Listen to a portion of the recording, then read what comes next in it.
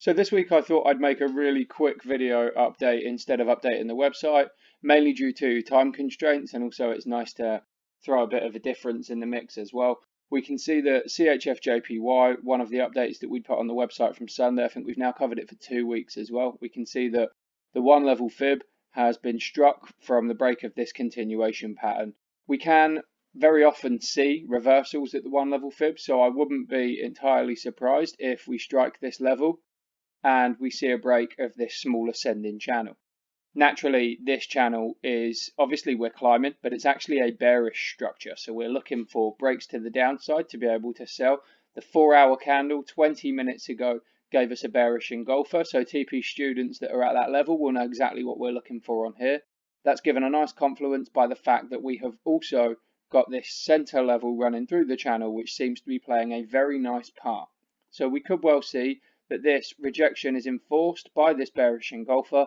This could then make way for a break of our channel bottom followed by a hook back and a move. A one level fib sits bang on our 12.9 level of support that we noted 2 weeks ago now, and our 1618, so our final target if it wants to make it that far, sits right on this level of support here. So confluences are looking good. We just now need to wait for the confirmation for the bearish engulfer to do what it needs to do and to mainly see a break of this channel bottom followed by a pullback. MACD is also looking very nice considering we're seeing some higher highs, some higher lows form, and we're seeing the MACD turn down, so that's looking nice. So as I say, now it's just about waiting the confirmation and seeing that the bottom is physically going to break out as well. That moves us into Euro JPY. As you guys know, we've been watching this pair for such a long time. I'm very aware of both scenarios here. We can see that although we have punched out of this channel, which is clearer and gives us a nicer price action structure within the week view, we can see that it's actually still relevant in the month view. I'm very aware that we've got this ascending trend line dating back to 2012, and the price action for last month, i.e. this pin bar that we've seen form, is not looking too great. We've got the rejection off the 50 EMA, and we've also seen a perfect rejection off of that trend line. So there's definitely the possibility to see this strike back up again and take a drop down.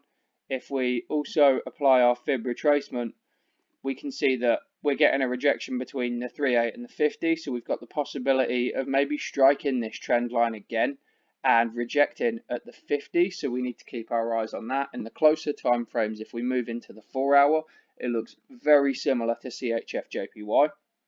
We can actually see that we've got this small ascending channel, the targets, so the fib extension targets for this channel. If we see a break this week, if we don't see a break until next week, they obviously move over. But if we do see a break of this channel this week, we're looking at a potential 200 pip drop, and the target gives a confluence with sitting at the larger descending channel that's really visible within the week view. So it'd be very interesting to see if we can break this smaller channel, that the targets physically lie here. If we can spot a double bottom or something of that nature on this channel top, this could make way for the long positions that we've been looking at. But as I say, I am very, very aware that the month view looks very, very bearish. So we need to keep our eyes on this, just keep our finger on the pulse and make sure that we're reading the market and not trading what we think. Then finally moving us into CAD-CHF. CAD-CHF is being a bit lazy, to be perfectly honest. If this was a genuine break of this large channel, I would have liked to have seen some kind of movement away. Now we've got 2 entries on this, both are running completely risk-free. So our first entry is taken up here. That was taken back late last month. Not really too bothered because again that's risk-free. Stops are moved into a position so that we're covering all of our commissions and swap charges, so I'm fine with that. And we also took another entry this week just on this pin here. So we've got a lovely level, we've got a confluence of it being the 50 EMA, so we've taken a trade bang on the rejection of that. Stops for that are also in profit as well. I'm seeing that long term, this has probably got the potential to trace back up to this channel bottom and give another retrace, which is obviously visible. We can see that the bears have technically dried up, but we've also actually seen that the bulls are starting to fade away. So it might be that we're just actually seeing lower volumes moved into this pair, which is fine. That's not a problem as long as we are going to get a breakout at some point.